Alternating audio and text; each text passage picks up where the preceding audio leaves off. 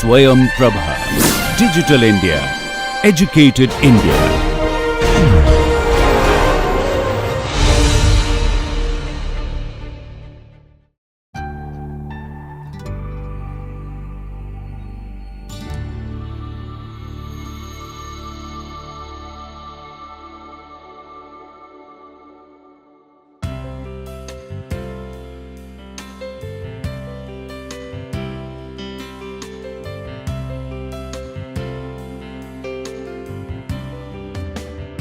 Hi everyone, welcome again to the structural biology course. Today we are going to discuss a complete different thing than what we have discussed before. We have discussed about sequences, we have discussed about structures, but all of them were in static mode. Today I am going to introduce you in the world of dynamics. So, this is the first class of molecular dynamics simulation. To start with, I have posed a question which might be in all of your mind: why we need dynamics? Here is a crude example which will tell you how the pictures are not giving us true story always. You are looking in this picture, a man is running and another man is chasing with a dagger. But the scenario could be totally oppositely represented.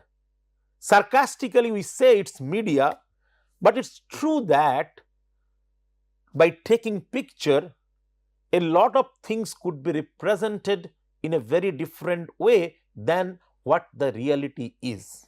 So, as I told, pictures could be wrongly projected.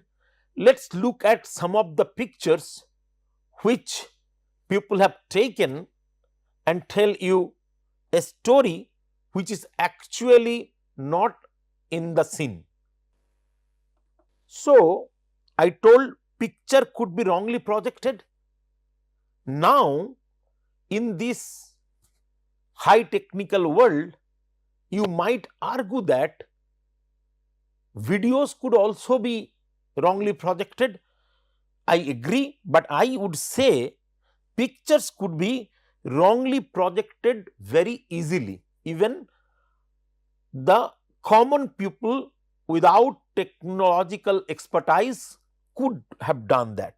Also, if you look at this picture where Steffi Graf is facing a tennis ball, you would want to know about what happened next. So, picture sometimes, as I told, tell us wrong stories, but picture also sometimes tells us incomplete stories. And as I told, with the help of dynamics, we could have solved this problem. You see the few figures I have presented here. You see how an ammonia is coming to the complex and forming a bond. It was not possible to present this scenario, this series of events, by using static structures. Similarly, in any complex, if there is a movement, it is difficult how the solvent is moving. It is difficult how a membrane protein interact with the membrane. It is difficult how in a crystal the molecules are moving. It is difficult how a change of conformation of the protein could be defined. It is difficult. So, molecular dynamics simulation have solved all these problems, but it also have its challenges. Like, if you follow my class, you already know that in previous classes we have discussed about the PDB file, the coordinate information, and you see that for a protein structure, the PDB file is so big. Now start imagining with the movement of the molecules, atoms, there will be further changes in the coordinates. You will get many coordinates. So, how difficult it would be to handle or manage those huge data? How or what other information you need? Like when you are presenting coordinate, you are presenting coordinate, but now you are sending change. So, you have to present like the change of coordinates with respect to time. When you are presenting a coordinate, most of the time you are presenting it at the lowest energy. Now there might be change of energy. All those things you have to include. This module contains 5 classes. It would not make you an expert in molecular dynamics simulation, but it would be a humble effort from my side to give you a basic knowledge of the process of the terms regarding the molecular dynamics simulation of macromolecules, mostly taking proteins. So, how to define molecular dynamics simulation? It is a process to study and analyze the dynamic nature of the system. As I told earlier, it could be applied to a system. That is what the beauty of this technique, as small as an atom and a diatomic molecule which are undergoing chemical reaction, or as large as galaxy, and you could do anything in between them. The tool to perform MD or molecular dynamics is called computer simulation. So, that is why it is called molecular dynamics simulation.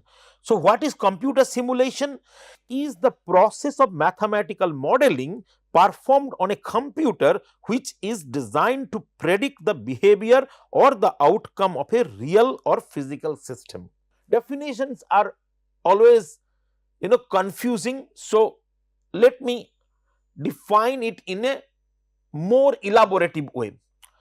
Journey from real system to model system and defining computer simulation.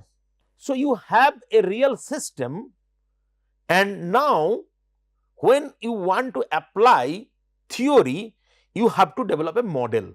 That is the initial criteria to go for computation or anything theoretical. So, you have a real system, you develop a model, you get a model system. There is a real system, there is a model system. The real system, because it is in your hand, you could perform experiment. Whereas in a model system, you could perform simulation, that is what computer simulation, or you could develop theoretical hypothesis. You could make some hypothesis looking at the model system. When you perform experiment, you get experimental results, pretty straightforward. When you perform simulation, you get the simulation results. When you develop theoretical hypothesis, you get some prediction coming out of the theory. So, what happened ultimately? You compare them and you make your model realistic by the help of the experimental result comparing with the simulation results. Whereas, you could make it even better by compare and improve your theoretical assumptions. You have the experimental results, you have the simulation results, but in addition you take also the prediction from theory. More you combine, more you make your model system close to reality. And why it is essential? Because then you could perform experiments. Experiments means simulation experiment or theoretical experiment. You do not have to spend money, or there are many things which we are discussing in brief. Again, there are impossibility of performing the experiment. It might be expensive, it might be dangerous, we will talk about. So, MD simulation in biological system. Let me introduce you to a biological system and show you how people have developed models.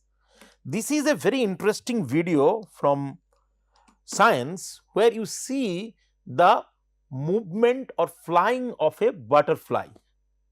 You see the butterfly is moving and they have done the video recording and take 1000 frames per second, that is the speed, and then analyze the top view and side view, and from all those they have developed the model of how a butterfly actually is flying. So, in molecular dynamics, one of the principal tools in the theoretical study of biological macromolecule is MD simulation. As I told, if you look at, biology is very dynamic, and until a very long time we were trying to study biology, we were trying to understand biology by ignoring these dynamics. Introduction of molecular dynamic simulation have given us that opportunity. It calculates the time dependent behavior of a molecular system, be it a protein, protein complex, DNA, protein DNA, anything you could calculate. It provides detailed information on the fluctuation and conformational changes of proteins and nucleic acids, how they move, how their atomic coordinates change, but more importantly, how those changes are related or correlated to biology. Used to investigate the structure, dynamics and thermodynamics of biological molecules and their complexes. So, we already know what are the challenges or problems in biology, but among them few are actually understood in a much better way by the introduction of this theoretical process called MD simulation. One of them definitely is protein folding. Protein folding, after so many years of research, as I have told in the protein structure section, normal structure section, when I talk about protein, every time I was talking about, because this is considered as one of the biggest enigma of biological science. And I have talked also multiple times, if we could understand the detailing of protein folding, it could have gives us very interesting weapons to understand a lot of disease. It would help us to understand the biological process details, mechanism, and it would be really critical for many fields of biomedical science. As you see here, how there are intermediate states in the protein folding, identifying them, correlating them with the function, because we now know with all our discussion, the protein is not restricted themselves to one conformation. So, they shift between their conformation. Even more interestingly, when they should be static, they are still dynamic. There are vibrations and stretching and all those things going on. Understanding them, ability to calculate them, identify the changes gives us lot of advantage towards understanding better biology.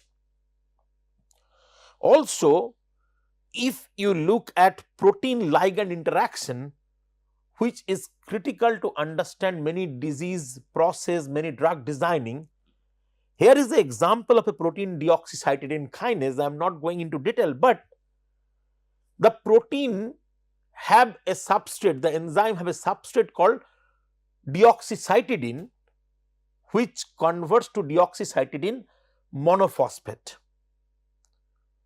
The enzyme apparently looks like it cannot convert deoxythymidine to deoxythymidine monophosphate, showing selectivity. But when we start the mutational analysis and all, we have seen that what apparently is not possible is actually possible, and by solving two crystal structures, as you see here, they have optimized their positions, and that is why they could prevent themselves from the steric class. So, it takes us development of mutants, it takes us development of two crystal structures and kinetic analysis and all. So, lot of time and money, but if we could have developed model where the dynamic small molecules are present or movement of the proteins. So, if we see small molecule movement or if we see macromolecules movement, that would help us saving time and money, already getting the understanding through the study of theory. And as I told, the beauty of theory is if you could develop a theoretical model realistic to your system, you could have done countless number of experiments, because then you could use your computer, you don't need to do the actual experiments. There are number of applications. The best is protein stability. I would talk about this in the case study, because protein stability or protein engineering, which is one of my applications topic, I will discuss at the end. Dynamics, molecular dynamics have contributed very significantly. Change of conformation, as I continuously talked about, proteins are there in the cell. It's like a factory, but there is no regulator, and the only regulation or the major regulation comes through the change of conformation of the protein.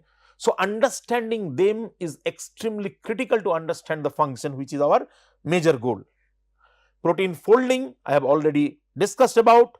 Molecular recognition, proteins, DNA, membrane, all the complexes. Ion transport in biological system, drug designing, these are all very interesting areas where significant progress are now happening with the help of molecular dynamic simulation. Last but again not the least, and very interestingly, MD simulation also contribute to the structure determination, especially on X-ray and NMR. If you see, when we are doing the model building, I have talked about, we have undergone a process called refinement. Because we are doing manual building, there might happen mistakes or something, and all this could be corrected by running refinement cycles. Refinement cycles are actually defining the actual criteria, bond length, bond angle and all these things which are already in the library, pushing the already made model towards energy minimization, and that is where we use MD simulation. How energy minimization happened in MD simulation, we will talk about in the next two classes. When we are talking about molecular dynamics, especially in biology, we cannot ignore the famous scientist Richard Feynman. I have already talked about this, but I still want to repeat this to show you how beautifully he have imagined the progress. So, in his own language, certainly no subject or field is making more progress on so many fronts at the present moment than biology. And if we were to name the most powerful assumption of all, which leads one on and on in an attempt to understand life, it is that all things are made of atoms, the concept of atom, and that everything that living things do can be understood in terms of the jigglings and wigglings of atoms. Before going into detail, let us look at the history which have made the backbone of the technology MD simulation. In 1900, when people were developing spectroscopy, the concept of force field comes, and that is very important, because when you are doing a dynamics, you are putting your system in a force field and you are putting a force.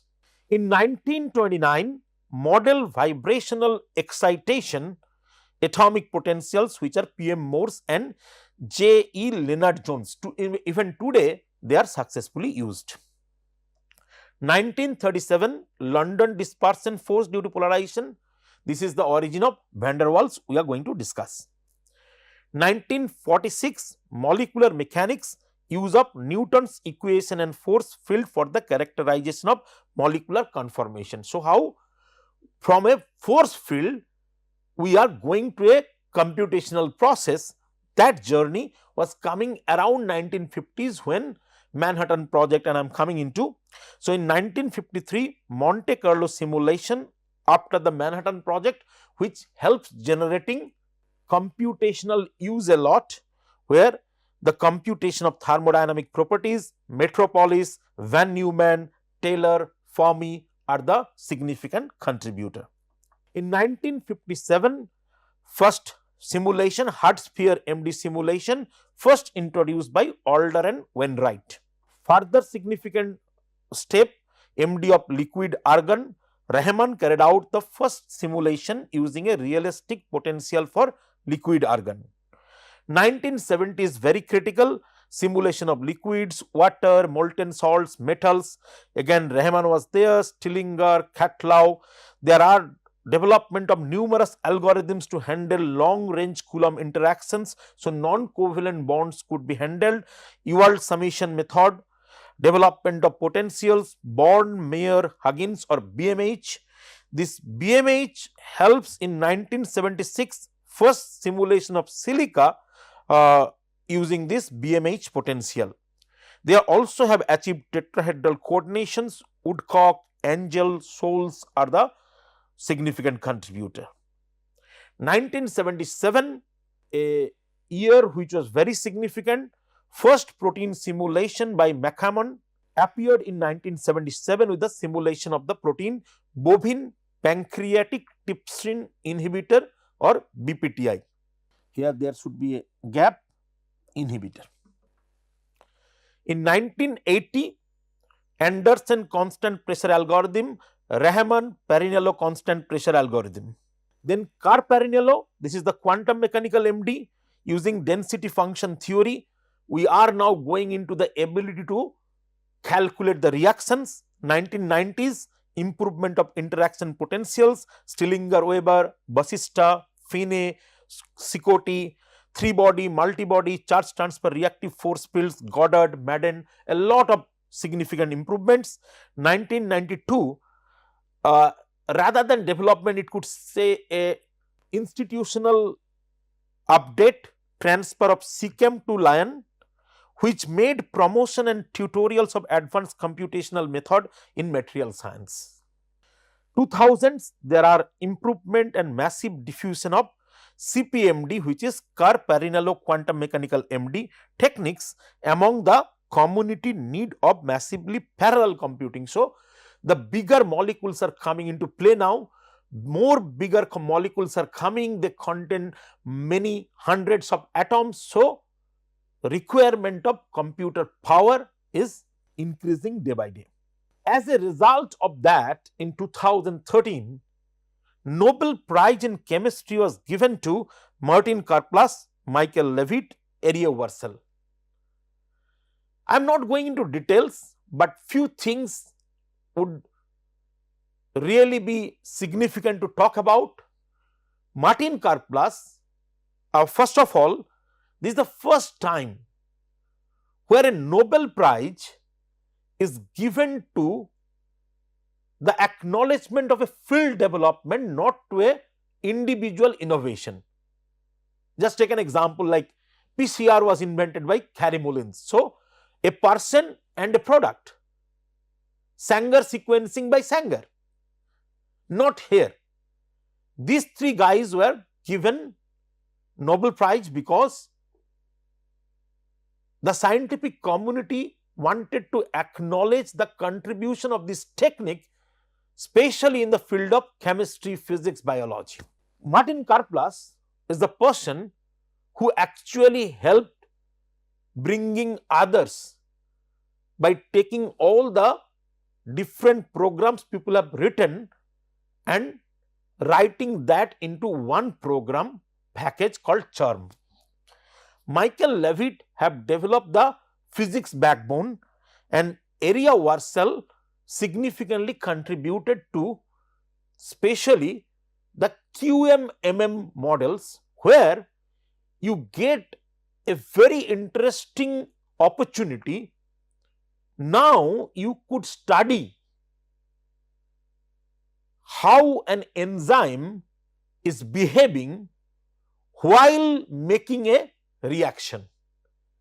So these innovations are significant, but more importantly, this was an acknowledgement to the field. I always talk highly about Richard Feynman. So in his Nobel laureate lecture posed in 1984, he had given a question: how small can you make machinery? More or smaller you are going, further development you are making. To answer him, in 2016, Sauvage, Stoddard and Feringa was awarded with Nobel Prize in Chemistry. You might say how this is related to MD simulation. So let's look what they did. They have developed the smallest molecular machine.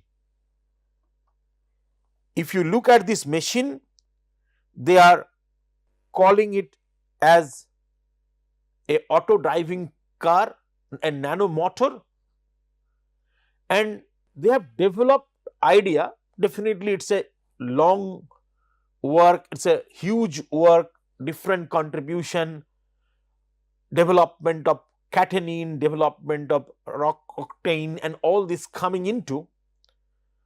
But what helped them is the huge background of study of molecular motors using the technology of molecular dynamic simulation.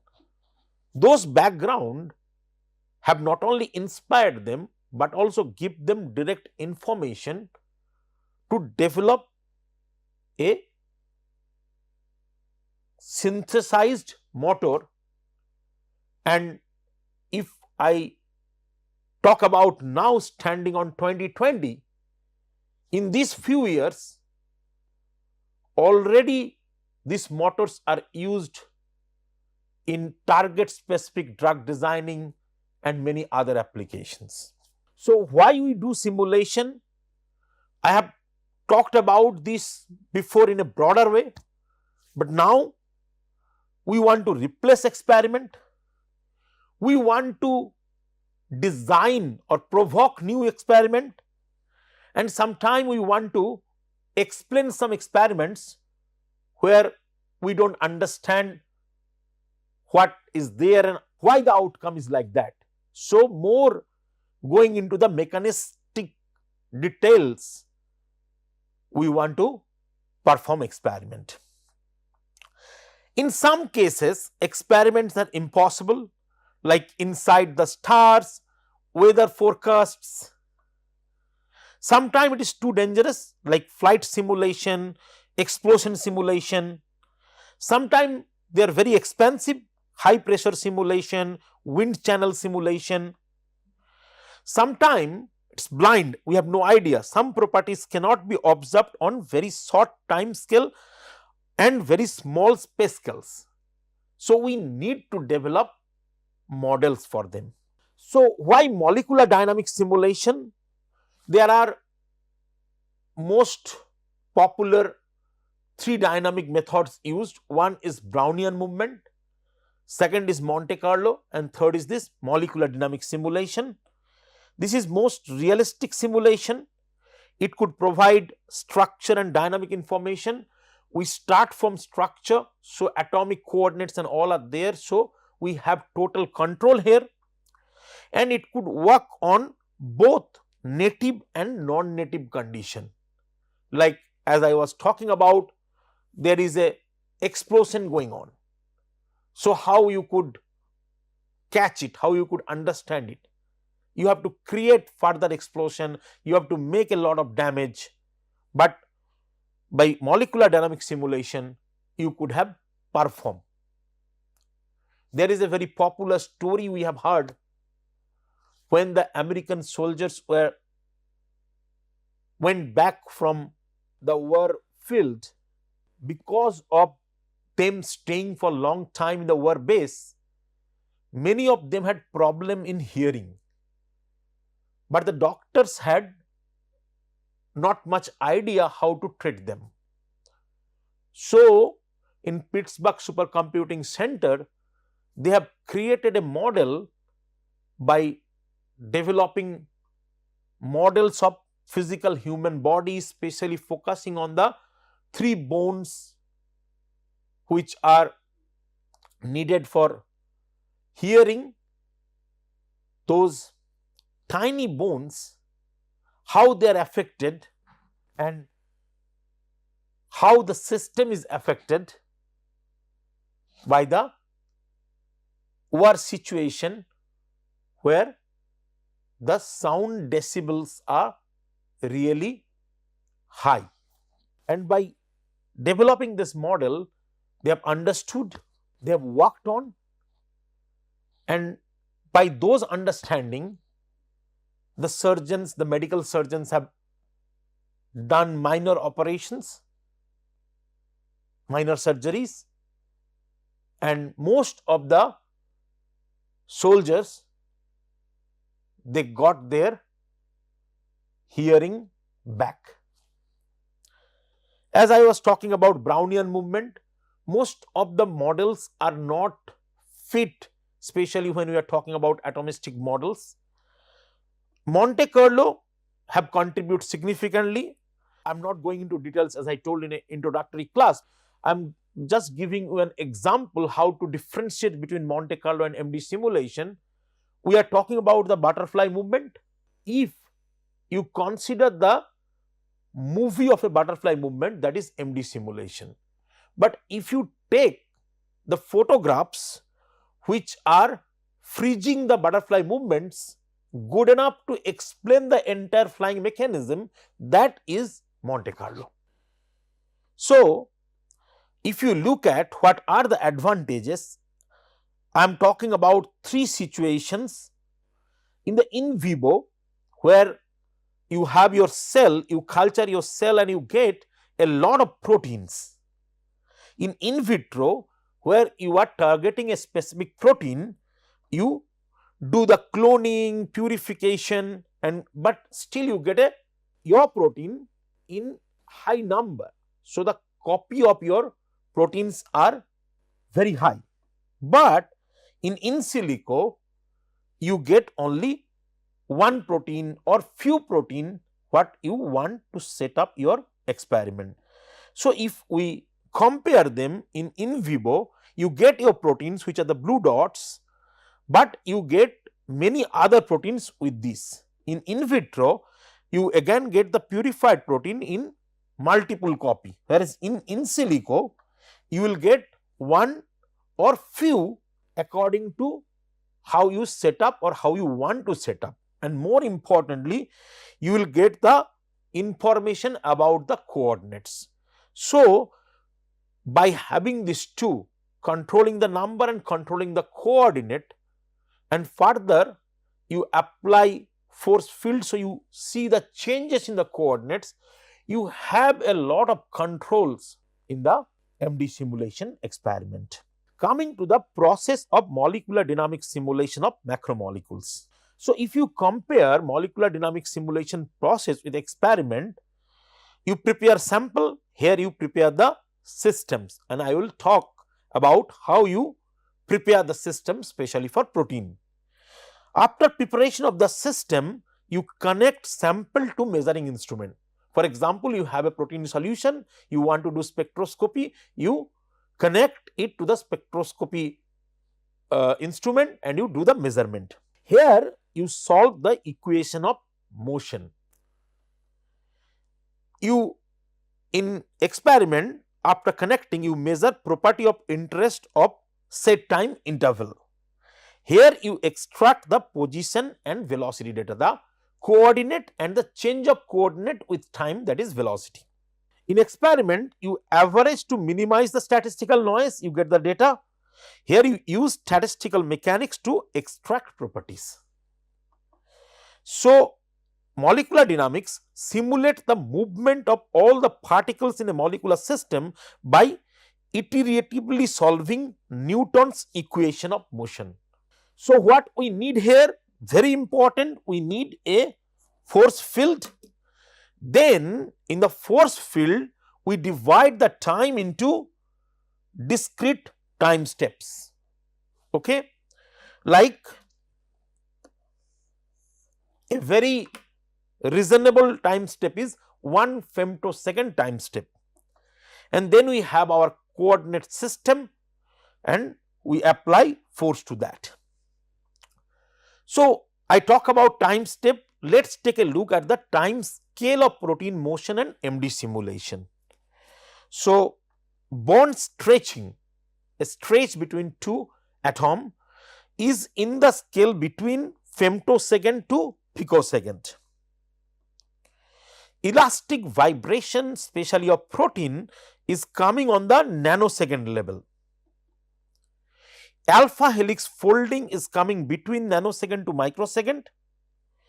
Beta hairpin folding is around in the microsecond level.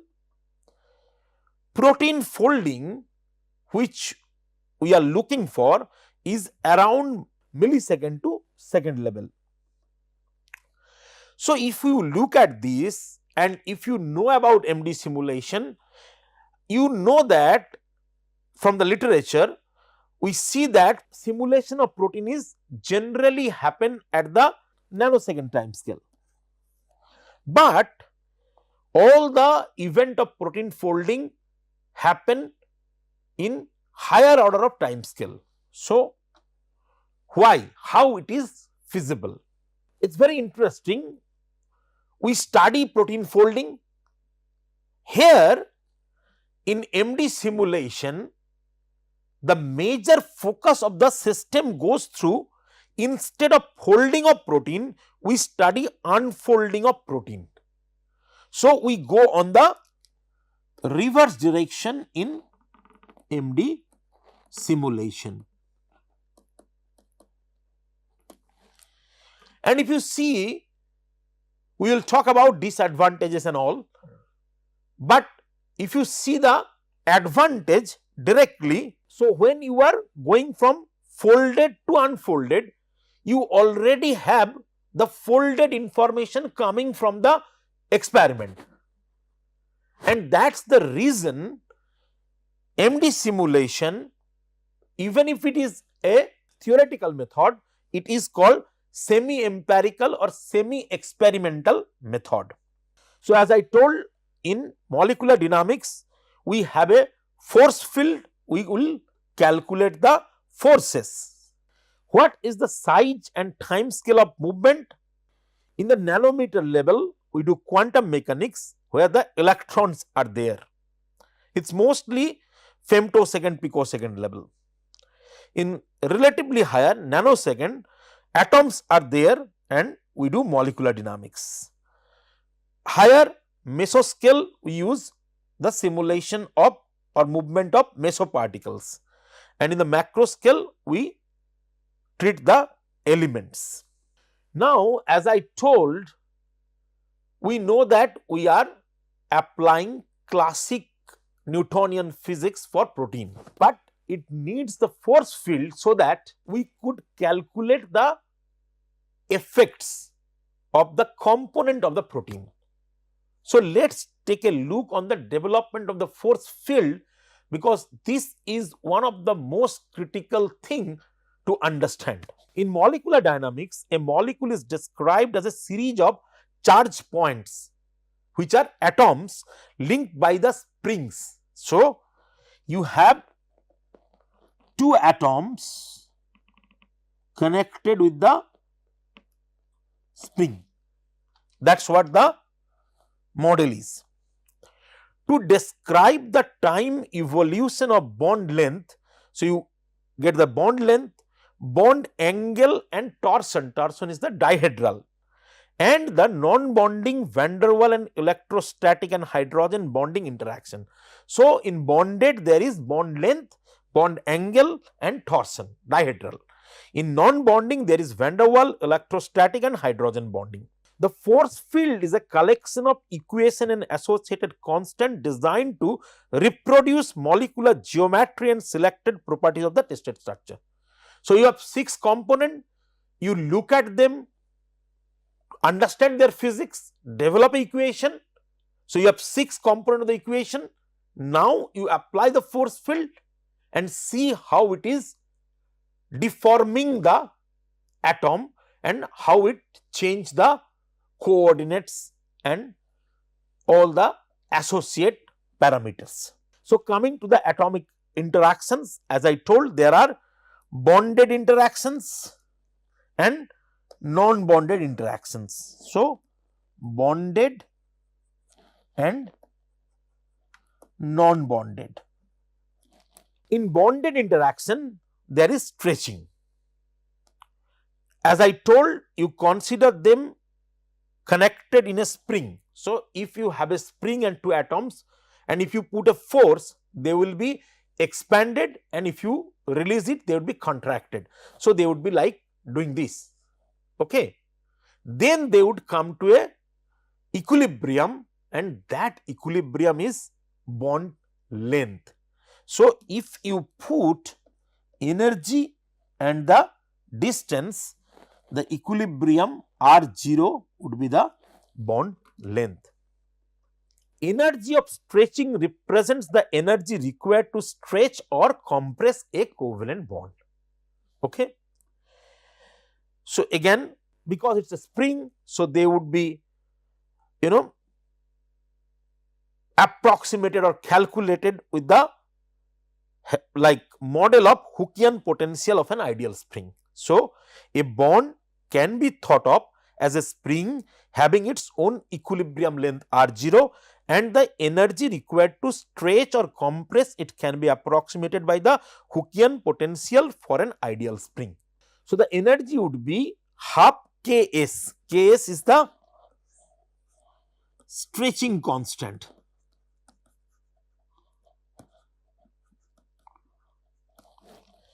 Rij is the any position. You take it, you put a force, it expanded, then you release it, it is doing that. So, any position is Rij when I and J are 2 atoms, and R0 is the equilibrium position. Half Ks Rij minus R0 whole square. This is the model of a realistic situation, how the bond stretching happen in a protein. Both this is the spring constant or stretching constant and the ideal bond length, they would be dependent on the atoms involved. So, carbon, nitrogen, oxygen, they have their own spring constant and bond length. Bending is similarly of stretching, but instead of 2 you have 3. So, you will do in this. The curve is same, instead of energy stretching there is energy bending, instead of bond length there would be bond angle, which is theta or q, anything you could be presenting. E bend again is the energy required to bend a bond from its equilibrium angle q0. As I told, if you consider qijk, it is q0, theta ijk, theta 0. Again, this system can be modeled by a spring, and the energy is given by the Hookean potential with respect to angle in a similar way.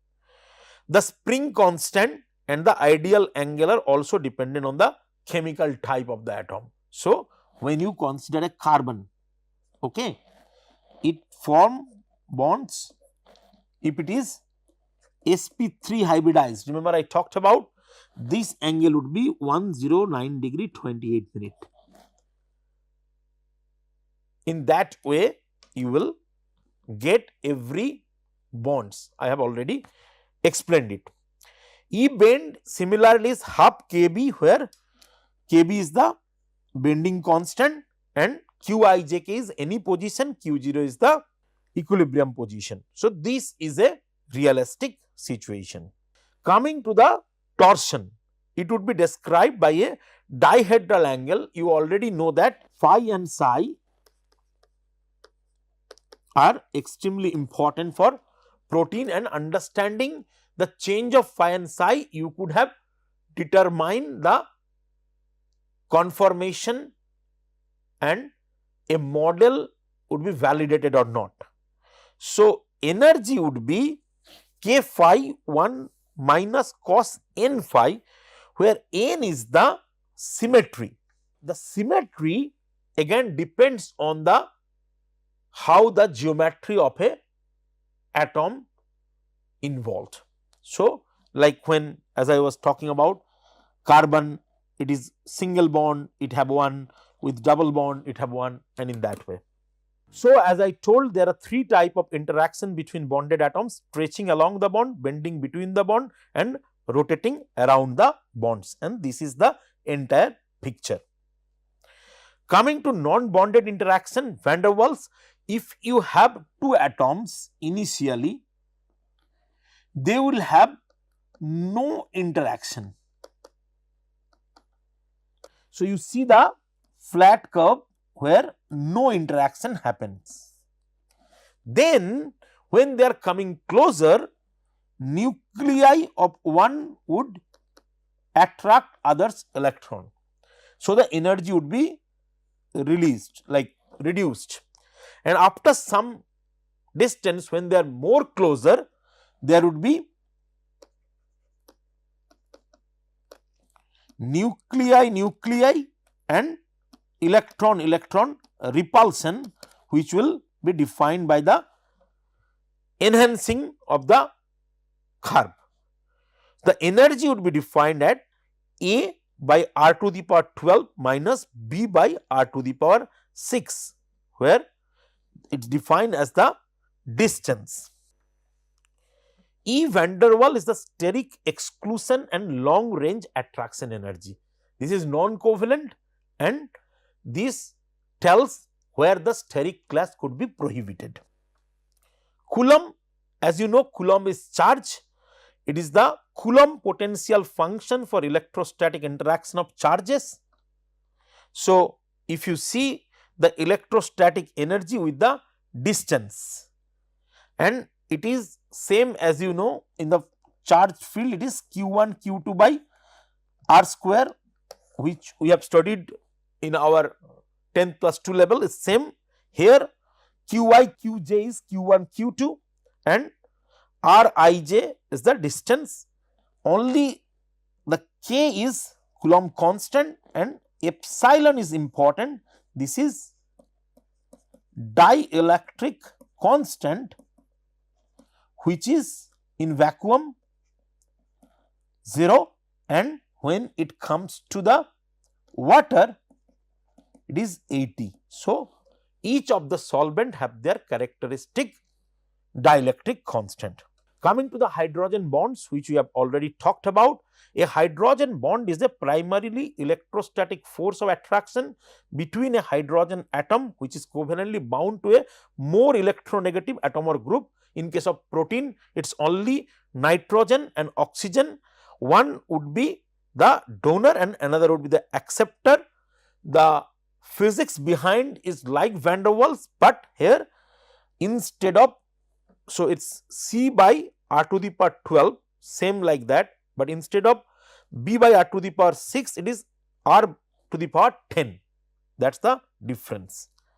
So, a general form of all atom force field is bond stretching term, angle bending term, dihedral term, hydrogen bonding term, van der Waals term, and electrostatic term.